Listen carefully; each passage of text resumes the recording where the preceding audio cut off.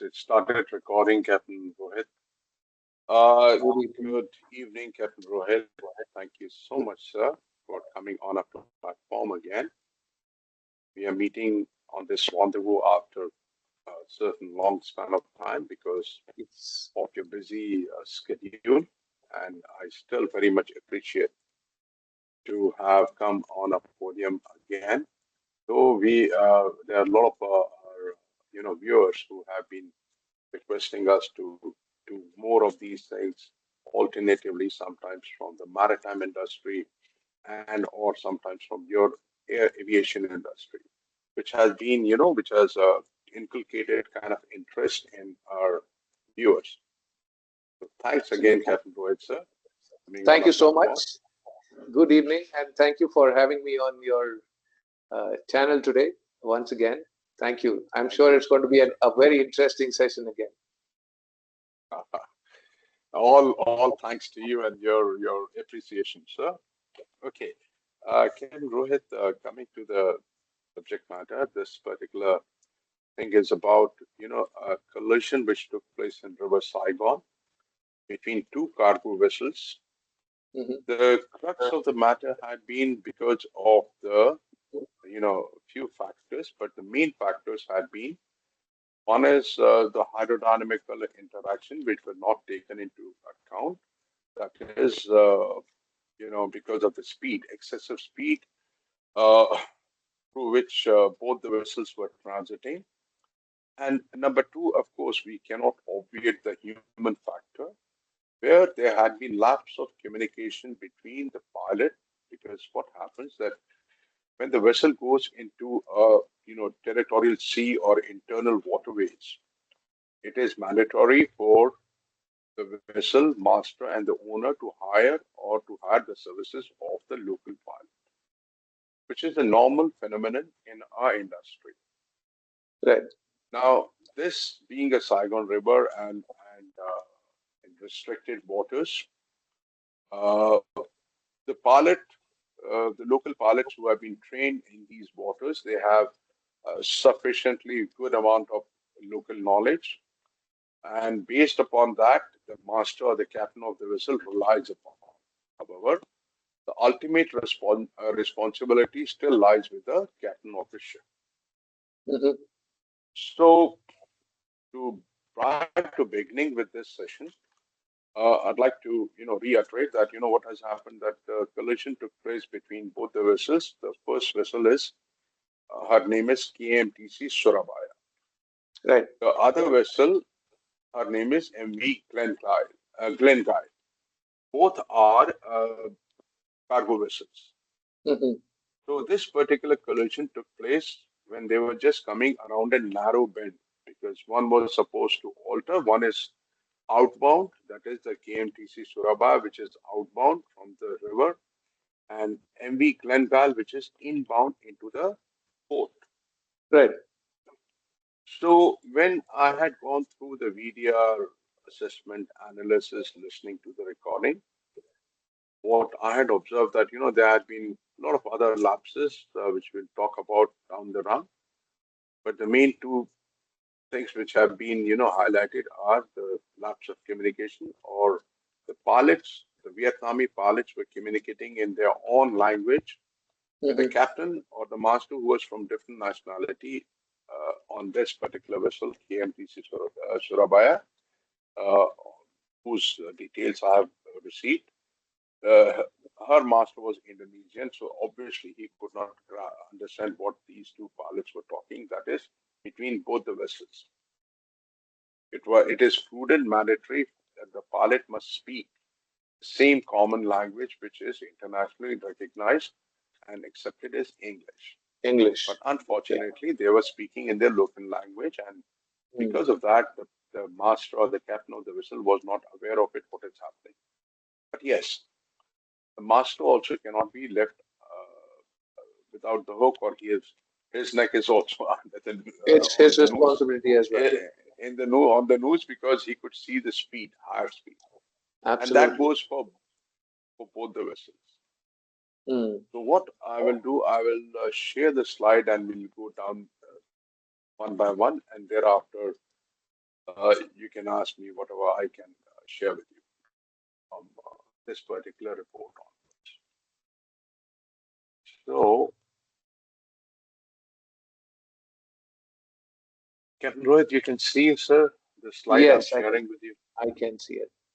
Now, this is the Poly data card, which I'll not go in depth into this because this has the details of the vessel's particulars, Hmm. starting with the length overall, which is fixed, beam, but the draft means the amount she's drawing underwater, everything that is variable. But in this case, whatever the draft was some meters.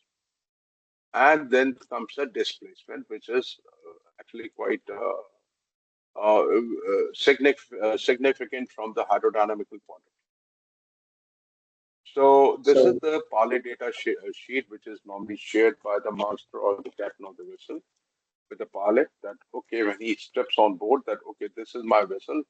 These are the present particulars or the data of the vessels, including the stability data, so the ship stability data, and the speed and the engine endurance and perseverance.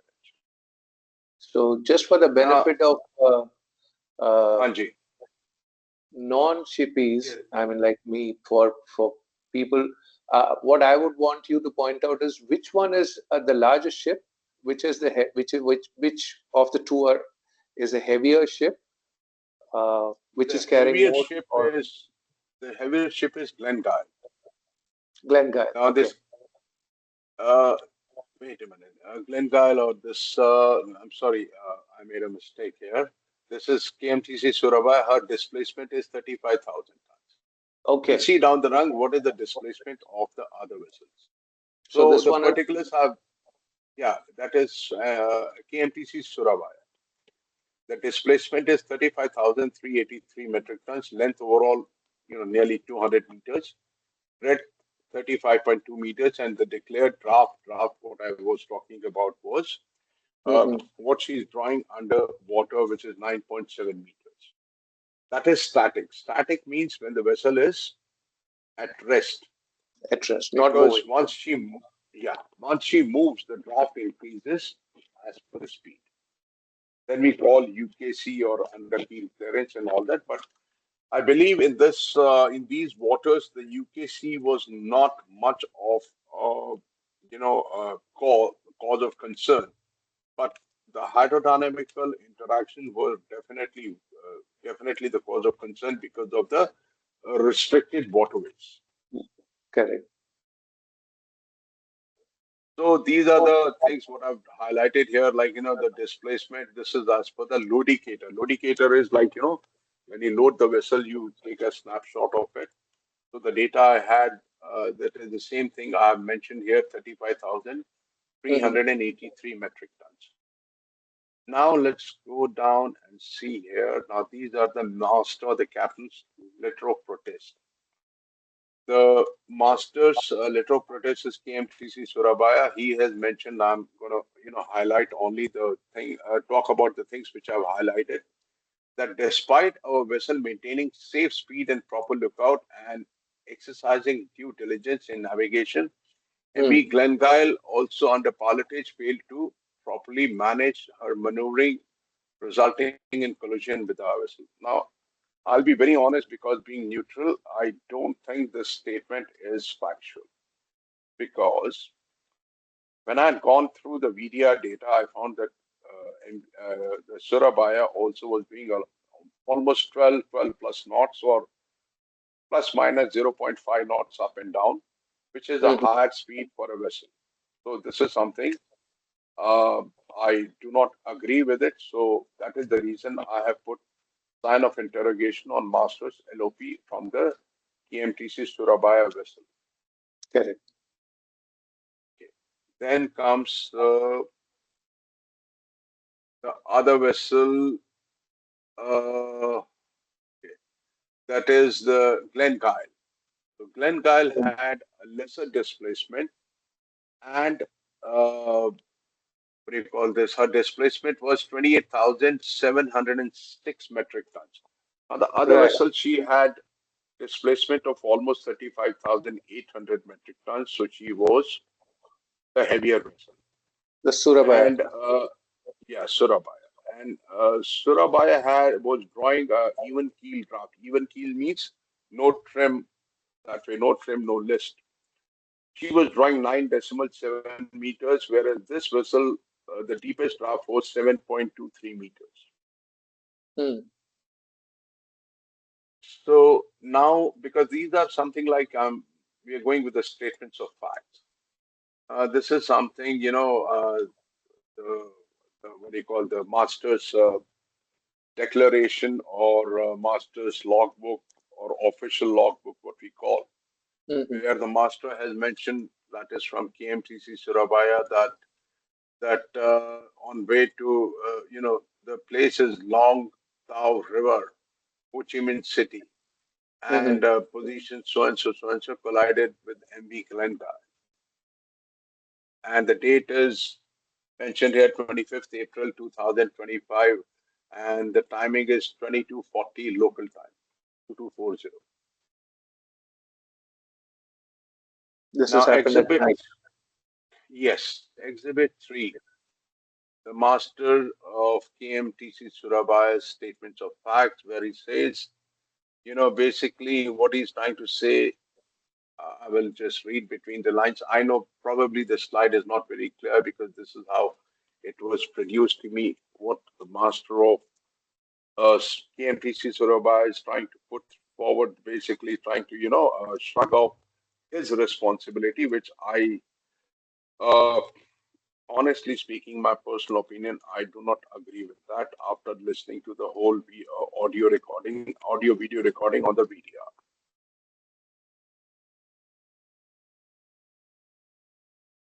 Now, these are the documentations which are done basically to avoid the litigations. Perhaps you also may be having lots of litigation from your professional point of Yes, view. correct. Uh, Now comes the human element. That is the what I had mentioned. That the second part was human element was that KMTC Surabaya, the owner had been, some or the other, failing to give the salary to the captain and crew timely. Probably thereafter he must have paid it, but this is reflected in the port state control. Port state control report is something like, I believe, when you go to your destination, you must Hmm. be having an internal governing body, right? Right. Which would be checking your safety and crew wellness, etc., Yes, etc. I believe yes, so. yes, yes, yes. So PSC we call, that is the port state control, Airworthiness, and we call it. your airworthiness, our seaworthiness, and then the other thing is that they cannot obviate from the aspect of the human element, because Correct. it's basically man and machine interface in, and if one is not functioning properly, then it would certainly lead to a catastrophical results. True, true, true. So this is the other exhibit number 4, where the human element crew salaries have reflected that crew had not been paying, probably owner had not been, or the management company which was managing the whole scenario were not paying the salary timely, and of course there had been certain amount of discontentment from the performance of the officers, master officers, and crew. But at the same time, this does not mean that they should lead the vessel into this kind of a collision or accident or incident Mm. and or some sort of catastrophe. They have to. They are like how we and you, a bona fide seafarer or a diligent mariner or a diligent aviation pilot, we have taken a pledge that we will exercise at due diligence, come what may. So this True. doesn't mean any excuse to exonerate the master and the crew of the vessel, but at the same time, this is also a cause of concern from of the obligation of the owner, as far as the commercial things are concerned. Correct. Correct. Next, I have highlighted, the poor bridge team management because this is something, which I've highlighted again is in the port state control report, but I have highlighted as Exhibit 5 poor bridge team management. No authentic records were cited to demonstrate that if any departure meeting prior to critical passage was ever concerned, and UKC calculations were a mere paperwork citing the calculations. Now, what it is that bridge team management, like how you have your cockpit, kind of interface between you and your first officer or your junior pilot. That Right. you discuss the whole thing as per your checklist, and prior to commencement of your flight passage, you discuss a lot of criticalities, be it the weather or lots of other things. So it is something similar to that. The other thing is that with respect to master and duty officers' callous approach, as far as the exercising due diligence and prudence towards the safety of navigation is concerned, that's what I mentioned. Like, in case the pilot is speaking in his or her local language, it is master's responsibility to challenge him politely that, okay, captain, because the pilots are also captains, mariners.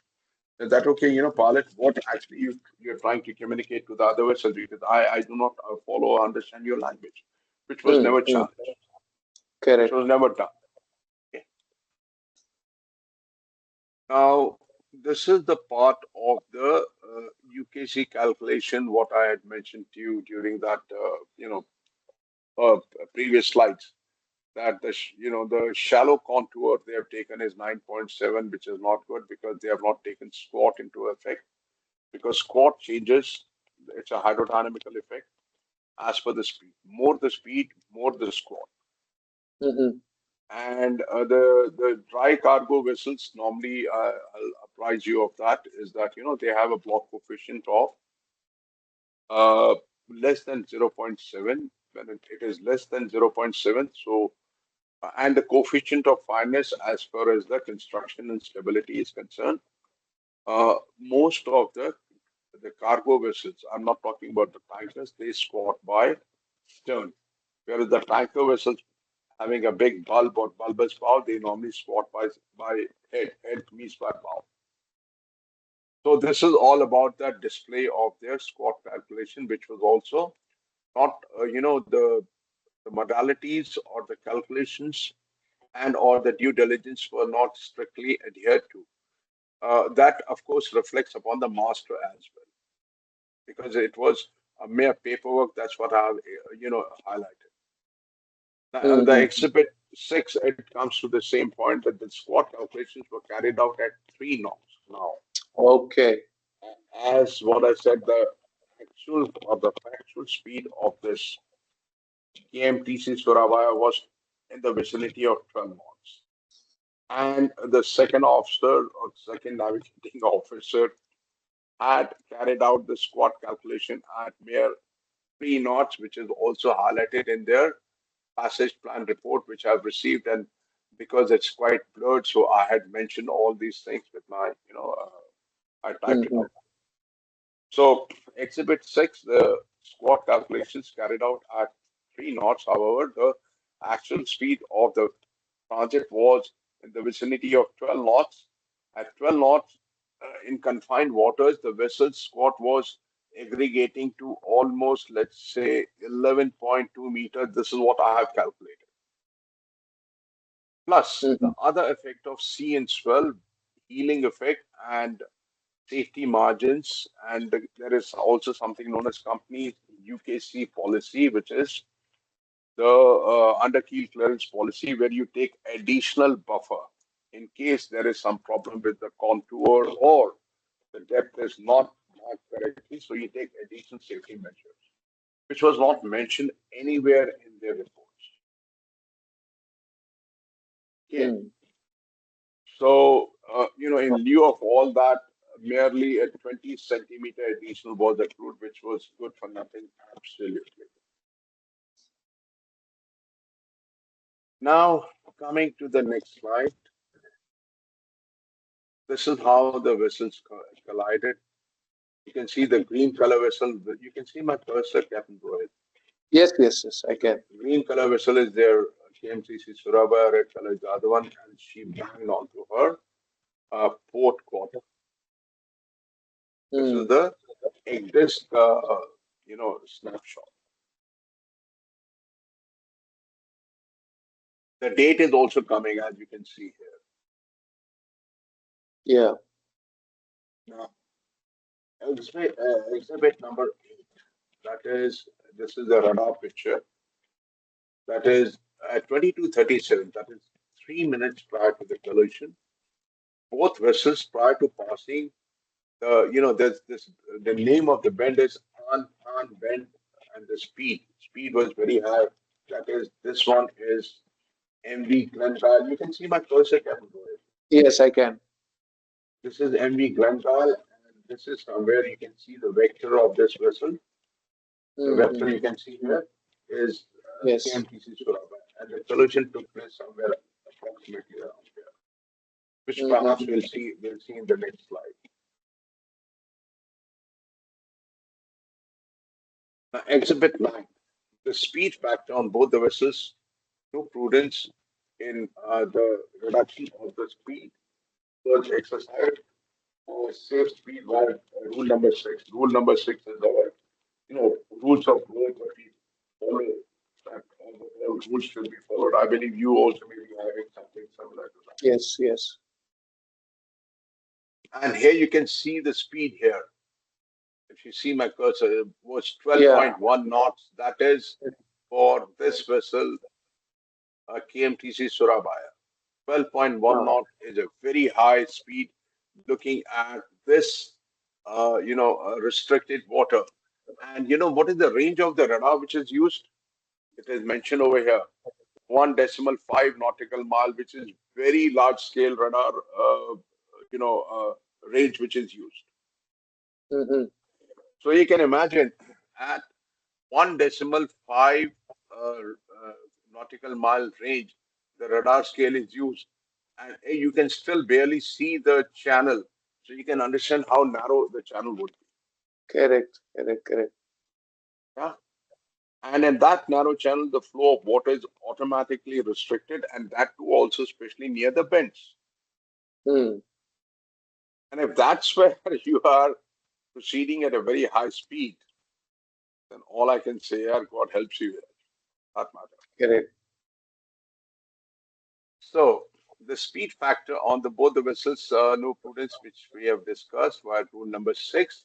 Now, after listening to the whole VDR, recording, both vessels were turning to starboard, where MV Glengyle had restrictions due to banking and cushioning effect and venturi effect, respectively, at Anton Bend. This is the name of this particular bend. Hmm. Now, coming to this point where I've, underlined that at 22:39, that is just 10 seconds as per the media recording prior to collision, experiencing, this is MV Glengyle, that is, this vessel was experiencing cushioning effect because of a bow had started to cant more towards the bank, because bank has a cushioning effect because there is not much water which is passing through your bow and your hull. So what happens that the vessel goes erratic. You don't have any control on your steering. Your engine Correct. starts. Engine, it doesn't matter what RPM you are on. There will be excessive vibration, and the vessel response will be absolutely sluggish. So you cannot control the vessel at that point in time, especially because of the scarcity of the water from the hydrodynamical point of view. When we talk about both the vessels meeting at this particular spot, and because if there's not a certain amount of water flow, the suction effect takes place. In conclusion, with a venturi effect, and that is where vessels get attracted towards each other, and coming to a catastrophically very close range, and then finally into a collision. Hmm. Coming to the next slide, this is how it was. Channel constraints causing venturi effect, which we have been talking about. This is how the channel was. You can see the red line because beyond that, it is a no-go area on the starboard side of KMTC Surabaya. She could never go anywhere near there. Same thing comes with the MV Glengyle because when she Then, was coming, she also had restrictions, and this vent was the one where the Venturi effect took place. mm, So coming to this point, the static draft of the KMTC Surabaya was 9.7 meters, which we have talked about, and the speed was 12 knots. Why the exhibit so and so, which we have gone through, and the whole case study is basically based upon the two major factors. Of course, there are a lot of other to talk about. That of course, this KMTC Surabaya was a higher displacement vessel, and Glen Kyle was lesser displacement vessel. So what happened that both of mm, them they got attracted. In fact, in this particular case, Glen Kyle got kind of a magnet effect, got attracted towards the KMTC Surabaya because her displacement was higher. 35,383 metric. right, right. And then I would say this is what it is. So I thought of sharing with you that what sort of things are happening in our maritime industry. This is, of course, not very old. This happened in April 2025.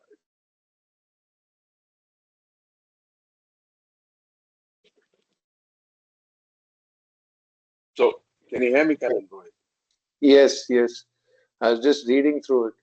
There are quite a few things Yeah, please. that could have taken care of the situation. But I think there are quite a few failures or not paying attention to those things created this kind of a situation, I think. Correct, correct. Now, to Uh, show the mathematical thing, if you can pay a little attention onto the last line, what I mentioned, that if we add up both the vessels displacement, that is 35,383 and 28,707, it accrues to 64,090 metric tons. correct. Now, if we look at this is just, should I say, kind of common sense that 65,000 metric tons of water will not be here flowing at all times. Mm. So I hope I managed to narrate the, kind of the hydrodynamical interaction I've tried to simplify them because if we talk about from our, because this session, what we are doing, it is a learning curve from So, the people from my walk of life and perhaps your walk of life also when you talk about the aerodynamics, if I'm not mistaken. so knowing some basic questions, if I can. Yes, sir. Yes, sir. Knowing that the displacement was such large figures in a very restricted space, should it have been Hmm. that you should have passed one ship at a time, or the crossing should not have been done at all? Correct, correct. Very true. You just have it the nail at the right spot. The thing what normally the vessels do, the giveaway vessel is, that is, depends upon the traffic density. If the outbound vessel, which has displacement, and the Hmm. outbound vessel in our case is KMTC Surabaya, which had a high displacement, and inbound vessel MV Glengal, which has a lesser displacement, the Hmm. pilots would have communicated with both the pilots would have communicated with the vessels that, okay, you reduce your speed, let me pass this area.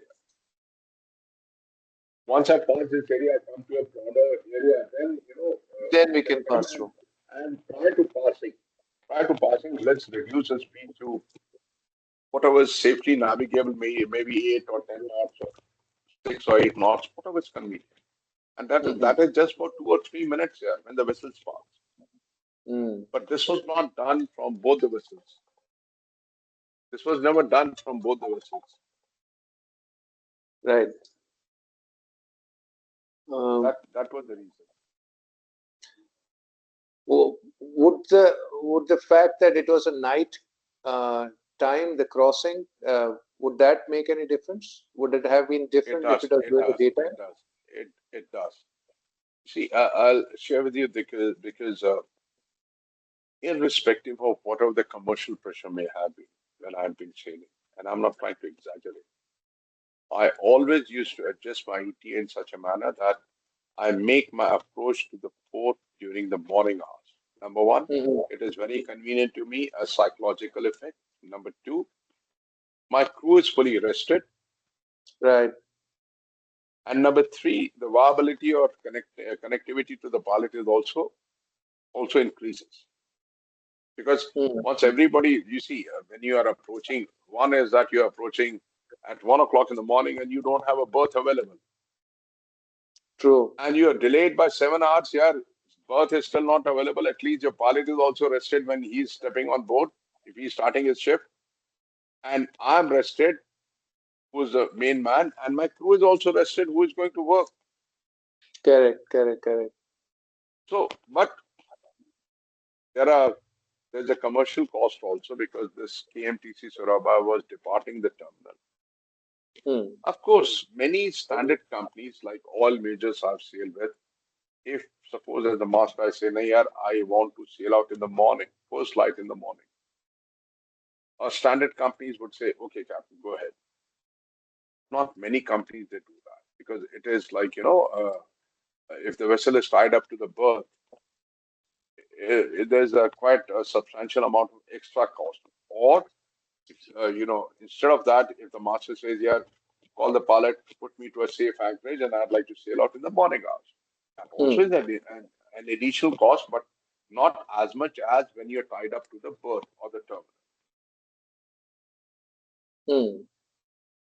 So that could be also one of the reasons as well. Yeah, yeah, yeah. Uh, Speed. I think main reason looks like is the speed. Any particular reason why they would be maintaining such high speeds when the calculation itself is done for 3 knots and then you are at 12 knots? Yeah, uh, Captain Rohit, I'll be honest, it's very harsh or sad to state, but yes, the professional competency in our industry, I'm talking about my maritime industry, is down to nada, Hmm. is way below the data, much below the data. And the youngsters who are coming every now and then, they just want to make a quick buck and walk away with a quick buck without learning the subject matter and or the job. Uh, So when you're cutting so many corners, this is what it is. You'll be surprised that I've been in quite a few maritime groups where there's a decorum. Like suppose also a trainer in your airlines. So if there's a junior who has some doubt, yeah, he would be approaching you with some sort of etiquette and decorum. That sir, I have a doubt here, there. You would be more mhm. than eager to explain. But in the WhatsApp group, what I've seen, and I've come out of that group here, they very well demand, they expect. You don't know them. You have never sailed with them. You don't have not even seen their faces. But the attitude is so arrogant that they will ask you, "Can you explain me this?" Question comes, "Who the hell are you here? Who the hell are you? Why should I? Why should I? Give me one good reason." So they expect that the same culture is on board. What I'm trying to say is the same culture is on Right, board. right, right. If you're the master and say, "Can you please explain me?" And if I turn around and tell him that, this is your job, you're supposed to know, then they will never turn up to you. And when you go to company and, now the internet media, everything is there, they'll just file a small complaint that captain is very strict, da da da. And then Mm-hmm. next morning, the mail will come to you. "Oh, captain, you're not training your juniors." But then, many times, of course, I've been training, but sometimes you're busy with your own obligations. Then I tell them, "Look here, I'm not running an institution on board. They are supposed to know what they are paid for, or else I'll Correct. sack them. You send somebody else who's more Mm. competent. So that is True. the culture, and I'm telling you the facts here. No mincing my words here. Mm. That's actually quite true, and I think more and more with the younger generation. I mean, not blaming anybody, but things are changing. The way the attitudes, the way they come across is very, very different. Captain Rohit, uh, when we step on board, we on a vessel, or you guys step on board your aircraft, you have a line of duty. You have a designated duty you're supposed to perform. You and or your first, second officer, whosoever he or she may be. If you have a weak link, Mm, won't that put an extra burden upon you and maybe your first absolutely. officer? It puts a burden. It puts an extra burden on the rest of the crew, on you, of course. Yeah. Exactly. So there is a possibility that we are also humans here. I may make a slip somewhere down the line. True. True. True.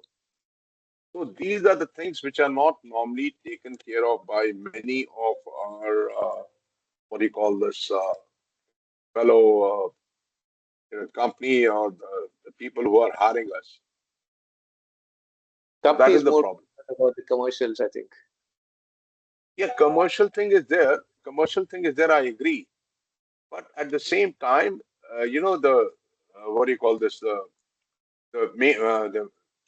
minimum safety criteria or That has mandatory to be safety criteria shall be taken care of, true. True. True.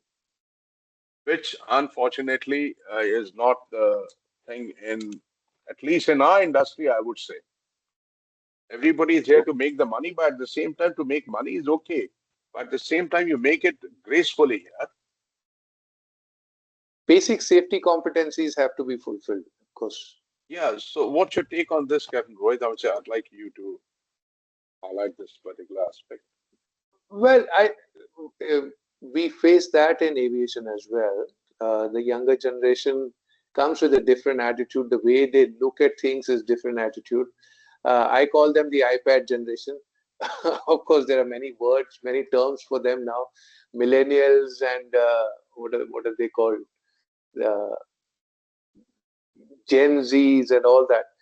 But yes, that attitude has changed. It's not in the olden times. It used to be you, if you were asking something, you had to have a certain level of humility to when you are asking and when you want to learn something. Today it is demanded, and it's not just in the industry. I think it comes from home. So we are bringing up kids like that. I have another neighbor of mine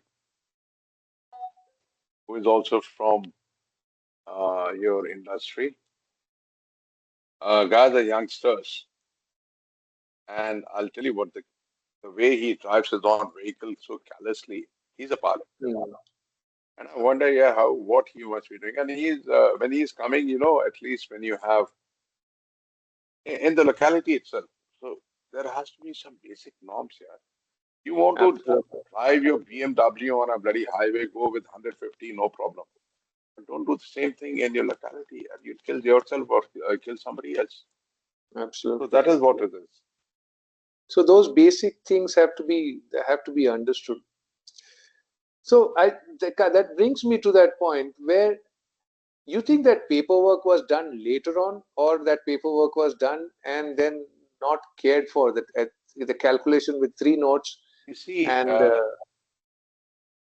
pre-departure and pre-arrival passage planning meeting is there normally. mhm, Pre-departure passage planning meeting in this KMTC Surabaya was supposed to take place prior to unbound.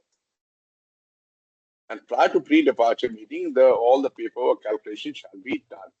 What it is, mm, the modus operandi from the hierarchy point of view, the second mate or the second officer, he or she prepares the passage plan, presents it to the captain prior to departure.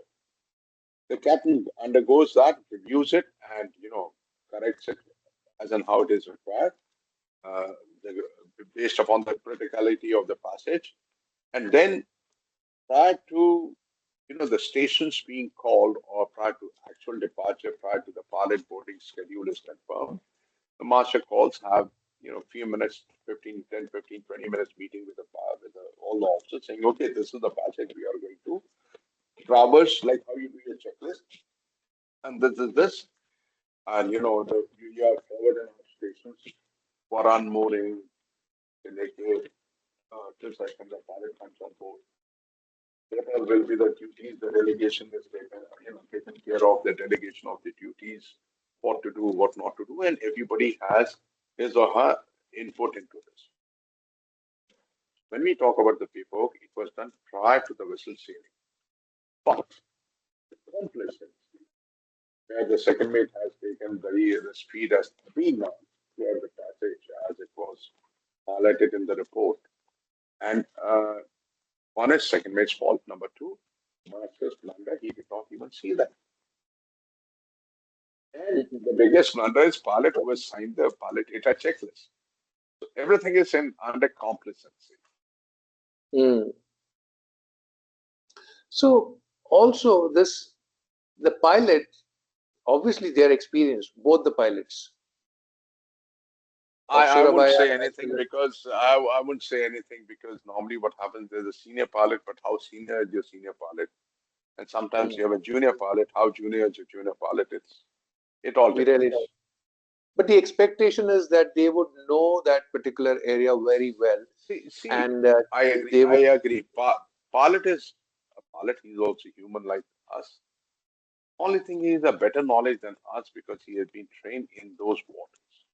Mm. But it does not exonerate the master and or the pilot of his due diligence of obviating the all the basic norms and coming into a complacent kind of waters, a virtue of which you are saying, okay, yeah, I've been through this water hundreds of times. Doesn't matter how senior you are. Mm, But mm, mm, mm, like for mm. example, let me say, what aircrafts do you fly, sir? The Airbus 787, A320. Airbus. Any other you fly? No, when I'm trained for a particular one, I only fly that particular airplane. You have that simulation. Yeah, simulation. Yes. So you have flown that Airbus, uh, that type of aircraft, umpteen number of times. Hmm. You know the controls, at the back of your hand. Absolutely. Yeah, yeah. Absolutely. So you get complacent that, okay, I've Mm. flown this, I've got 15,000 hours. You get True. complacent. True. If True. one gets complacent, then you're asking for a problem. And the similar complacency is there in the pilots that, okay, I've been through this passage thousands of Mm. times. Uh, I know how it is. And that's what it is. And that's what perhaps might have taken place in case of these perhaps pilots and the master who did not challenge. Yeah. So that the challenge was not uh, there from the master. I think both the masters. हम्म ठीक है रोहित साहब any other queries questions Mainly this I understood. I mean, uh, I understood about displacement and how critical it is when ships are passing through a very narrow bend, and at the same time, all these issues, about this is something that we also do. This pre-departure planning, we call it the briefing. Of course, you all also must be calling the briefing, the pre-departure briefing, pre-departure planning, and that decides the whole course of that flight or that sortie. So sir I that's will very, have very to important. interject here I've got some urgent call so thank you Captain Rohit Thank thank you. you very much thank you Thank you. thanks Have a for nice being with day. me thank you Thank you. sir Thank you God so bless much. thank you God, I've got a very thank urgent you. call very urgent call sir thank you Absolutely. Thank you so much. Thank you.